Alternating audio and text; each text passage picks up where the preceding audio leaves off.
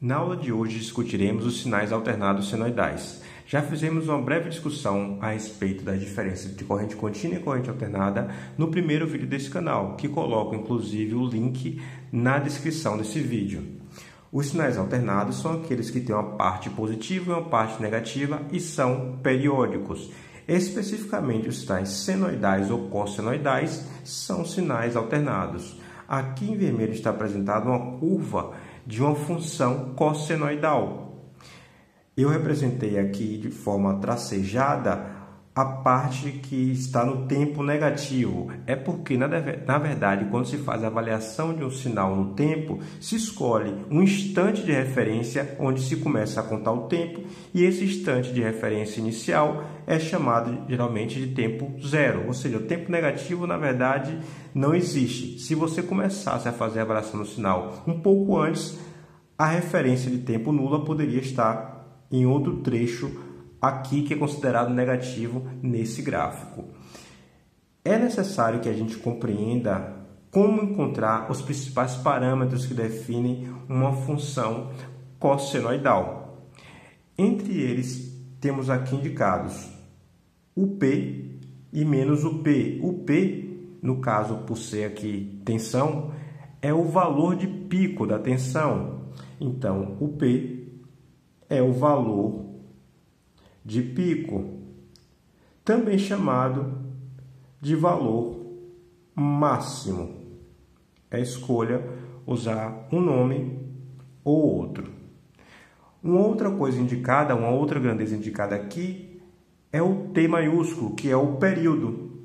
O período é facilmente notado. O que ele representa? Note que eu tenho aqui um valor de pico positivo, ele desce e volta, ou seja, o período no qual essa onda cossenoidal se repete. Note que daqui até aqui eu passo a ter o mesmo período sendo repetido, ou seja, essa é uma onda periódica.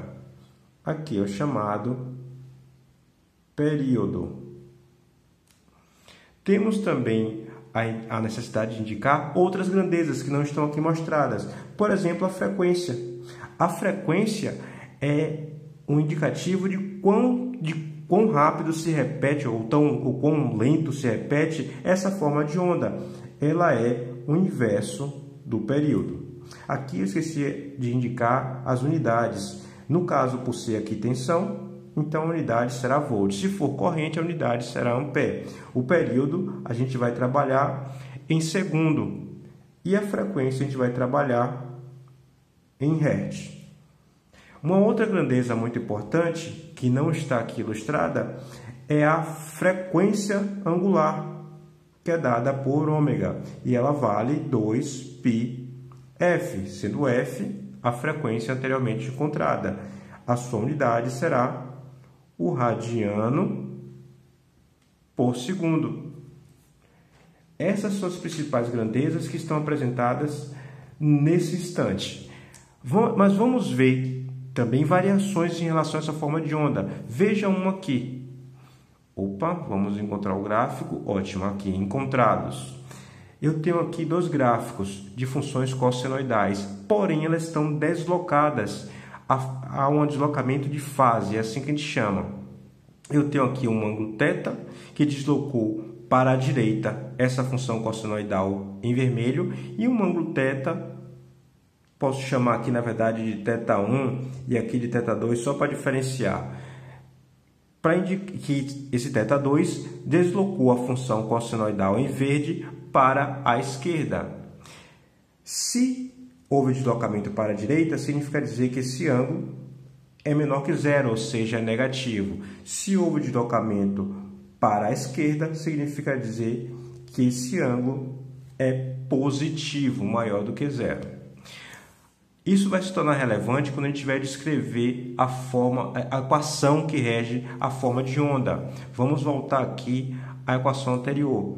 Para esse caso particular, a gente diz que U de t é igual a U de pico cosseno de ômega, que a gente diz que é a frequência angular, portanto, é U de p cosseno de ômega t. Essa é a equação que rege o comportamento dessa função mostrada aqui graficamente. Em compensação, para essa aqui, que já tem uma variação na fase, a gente é obrigado a adicionar um outro parâmetro, que é o ângulo θ. Então, você diz que U de t, nesse caso aqui, será igual a o valor de pico cosseno de ômega t mais θ. Θ pode ser positivo ou θ pode ser negativo. Se θ for zero, significa dizer que o pico acontecerá exatamente no tempo nulo. Vamos ver se entendemos essas definições fazendo uma questãozinha bem simples.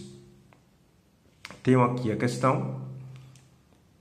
A questão diz o seguinte: determine a equação do sinal de corrente ilustrado. É essa cossenoide aqui ilustrada. Vamos encontrar os parâmetros que descrevemos antes. Primeiro, o valor de pico. Eu vou chamar de IP, já que o sinal agora é de corrente. Então, o valor de pico será igual a 20. Eu tenho aqui 20 e menos 20. O valor de pico será igual a 20 amperes. Eu tenho também aqui o período. O período está indicado. Do valor de pico até outro valor de pico, ou seja, aqui nesse trecho existe a repetição da forma de onda, o período vai ser igual a 0,02 segundos. Aqui não é 25 não, é 0,02 segundos.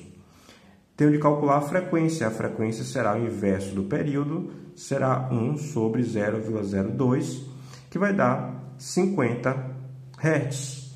Tenho de calcular também a frequência angular, que é 2 vezes π vezes f. 2 vezes π vezes 50, que vai dar 314,16 radianos por segundo.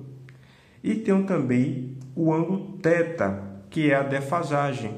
No caso, está escrito aqui 25, porém ele está no lado direito, portanto, o θ é menos 25 graus.